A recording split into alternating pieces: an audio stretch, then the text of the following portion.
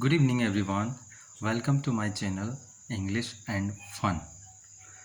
Actually ये channel हमने बनाया है आपकी इंग्लिश इम्प्रूवमेंट करने के लिए और जो आपका डर होता है इंग्लिश को लेके उस डर को निकालने के लिए।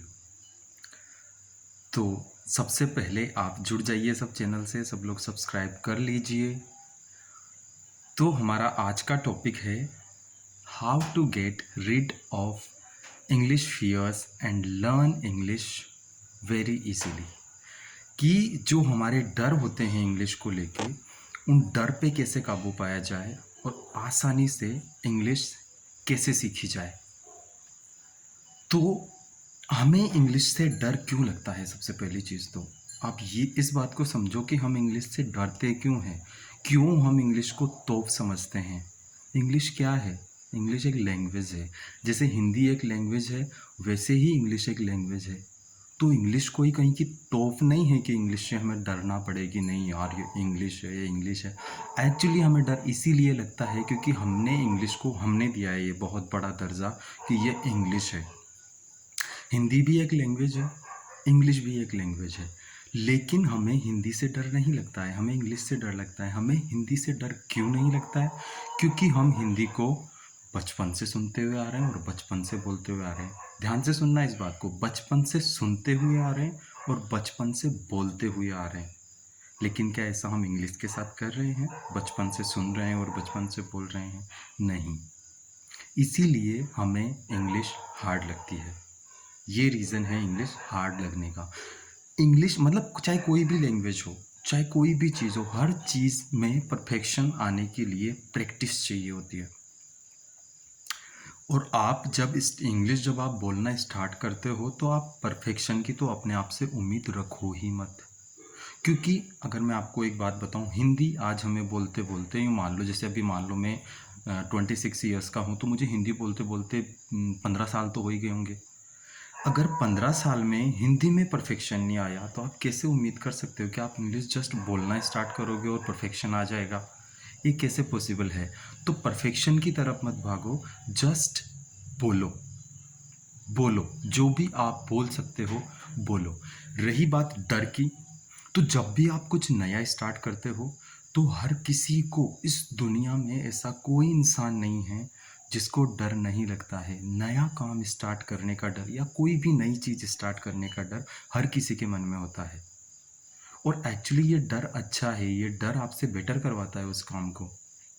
जो इंसान डरता नहीं है कोई भी काम करने से पहले, समझ लो वो बीमार है, वो उसकी फिर तबीयत ठीक नहीं है। वो मतलब डर ज़रूरी है। किसी भी काम को अगर आप स्टार्ट कर रहे हो तो उसका डर आपको लगेगा ही लगेगा स्टार्टिंग में। लेकिन डर को ओवरकम कैसे किया जा सकता है? किसी भी चीज़ से आपको डर लग रहा है, उस डर को ओवरकम कैसे किया जा सकता है? उस डर को ओवरकम किया जा सकता है उसको फेस करके। अगर आप इंग्लिश का ये जो आपको डर है बोलने का, खास तौर से दो बड़ा डिफरेंस होता है एक्चुअली, बोलना और आना। आपको लगता है कि आपको इंग्लिश आती है लेकिन फिर भी आपके मुंह से निकल नहीं पाती है।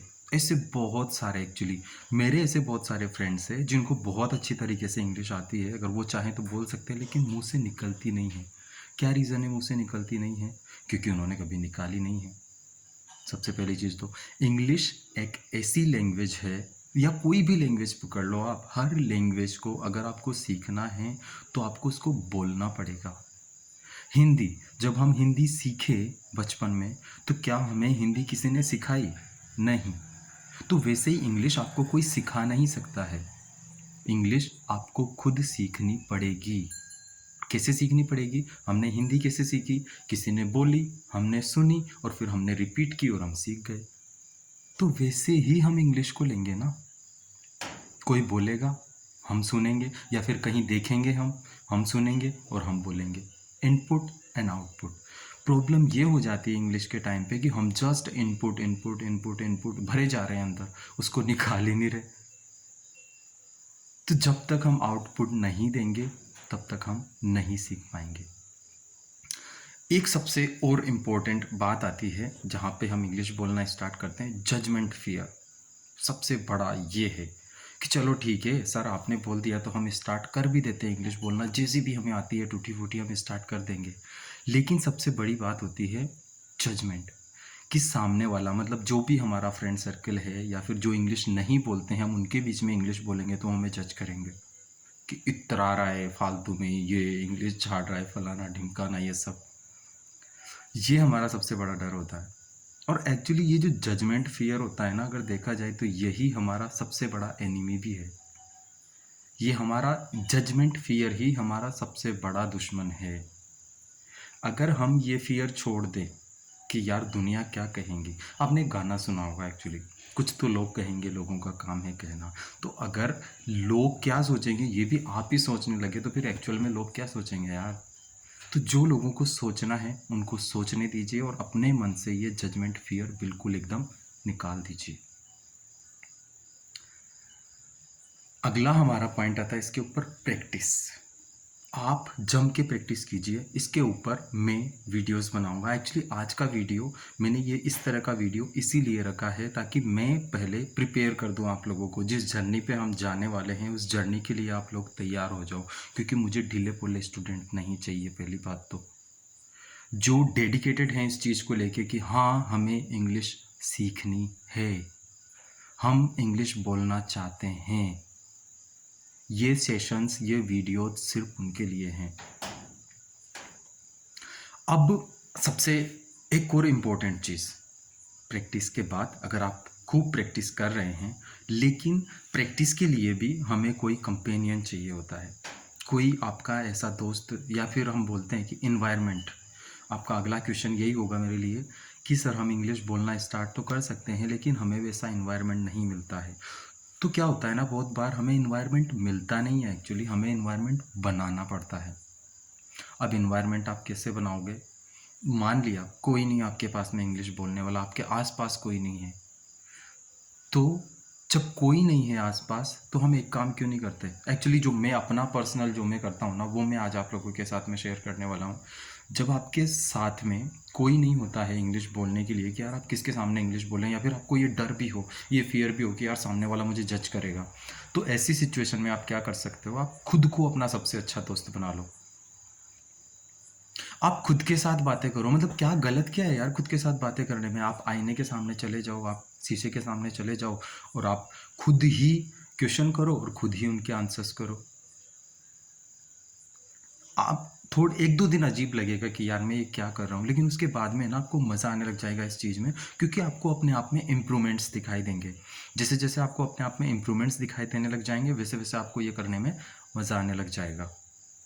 तो ये आप ज़रूर करके देखें, इन्वायरमेंट बनाएं, खुद को अपना सबसे अच्छा दोस्त बनाएं और फिर देखिए आप कैसे फर्राटे से इंग्लिश सीखते हो।